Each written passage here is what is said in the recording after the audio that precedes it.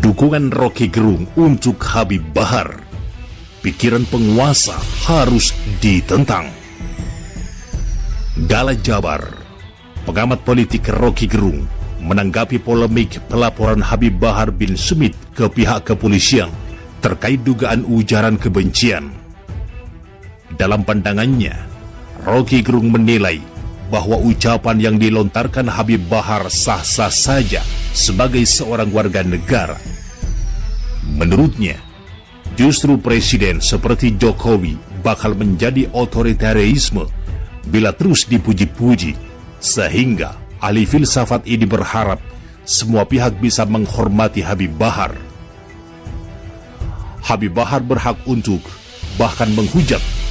Nah, itu yang ingin kita mintakan perlindungan, ujarnya melalui kanal YouTube Refli Harun, dilihat pada Minggu 2 Desember 2022.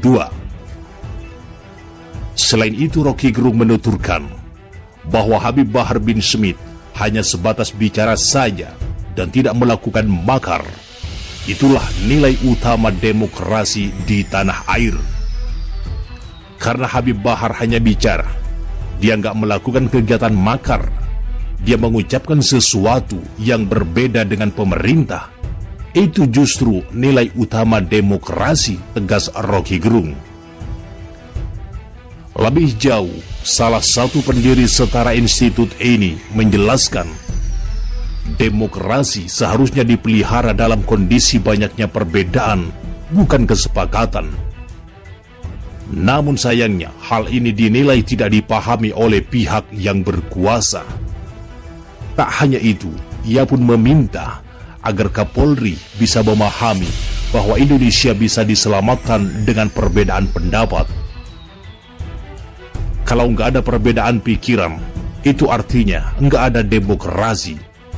Jadi, hal yang paling elementer dalam demokrasi adalah berbeda pikiran, ucapnya. Menurutnya, pikiran penguasa memang harus ada yang menentang, seperti yang tengah dilakukan oleh Habib Bahar. Kenapa? Karena pikiran hanya disebut pikiran kalau ada yang menentangnya. Nah, pikiran kekuasaan pasti harus ada yang menentang, pungkasnya.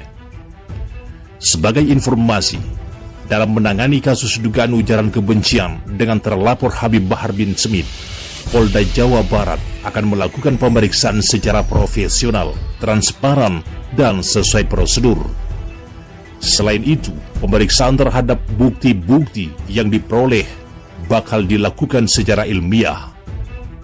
Penyidik akan mengembangkan kasus ini dan melakukan pemeriksaan saksi-saksi lainnya yang diperlukan secara profesional, prosedural, transparan, dan akuntabel, kata Diskrimsus Polda Jabar Kombes Arif Rahman didampingi Kabid Humas Kombes Pol Ibrahim Tompo dan Direskrimum Kombes Pol Yani Sudarto kepada wartawan di Mapolda Jabar pada Sabtu 1 Januari.